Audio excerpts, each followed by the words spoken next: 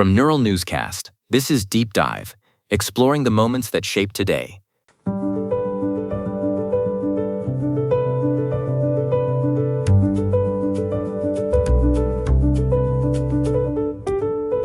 Imagine the year is 793.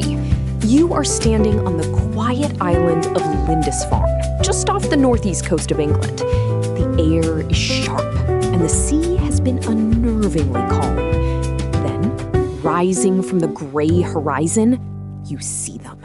Dragon heads carved in wood, cutting through the waves. I am Vanessa Calderon.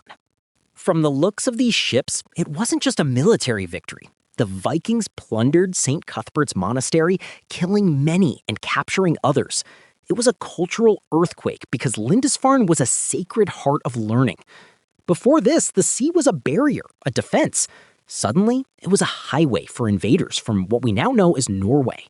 This wasn't just a local skirmish. It was the starting gun for centuries of Viking influence across the British Isles, a shock that resonated through all of Christendom.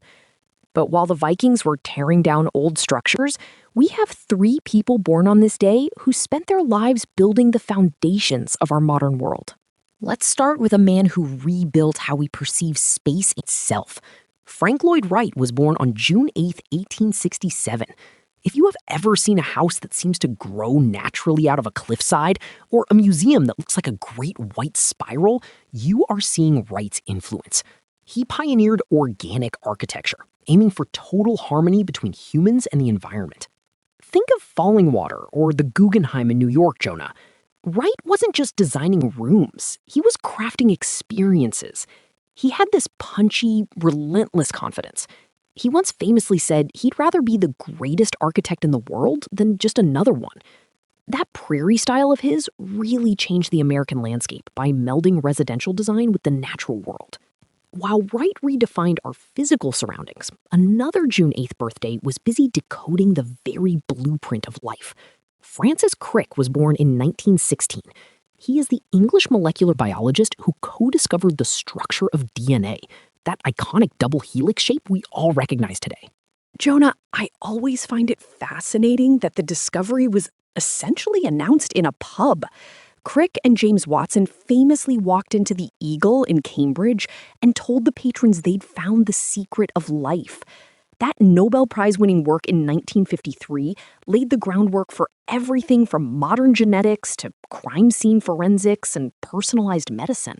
It is a massive legacy. And speaking of foundations, we have to mention the man who built the digital world we are navigating right now.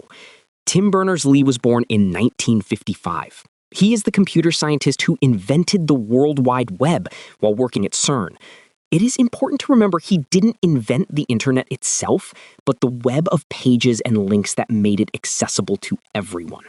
Jonah, it is incredible to think that Berners-Lee could have been a billionaire many times over, but he insisted on keeping the technology open and royalty-free. He wanted it to be a global resource. It is the ultimate human angle, a tool designed to connect every person on the planet, started by a scientist who just wanted to make it easier to share data. June 8th seems to be an intersection for blueprints, architecture, biology, and digital connectivity. It is as if the universe decided this was the day to drop the plans for the future. But shifting from the digital to the atomic, we have a major scientific breakthrough from 1940 to highlight. Exactly, Jonah. The discovery of neptunium. On this day in 1940, researchers announced they had identified element 93. Before this, uranium, with atomic number 92, was thought to be the end of the line on the periodic table. Neptunium was the very first transuranic element ever discovered. It was discovered by Edwin McMillan and Philip Abelson at the Berkeley Radiation Laboratory. They named it after the planet Neptune, because, logically, Neptune is the next planet after Uranus. This was a pivotal moment for physics, because it proved that we could actually create elements that don't naturally exist in significant amounts on Earth. It opened the door to the entire bottom row of the periodic table. It is poetic how science followed the map of the stars. Uranus, then Neptune, then Pluto for plutonium. That sense of discovery ties everything today together, from the Vikings exploring new shores to scientists exploring the subatomic world. Vanessa, it really does. Whether it was the Viking longships redrawing the map of Europe, or Tim Berners-Lee changing how we see the world through a screen, June 8th is a day defined by boundaries being pushed or completely erased. From the fiery dragons of 793 to the digital threads of today, history is never just a list of dates.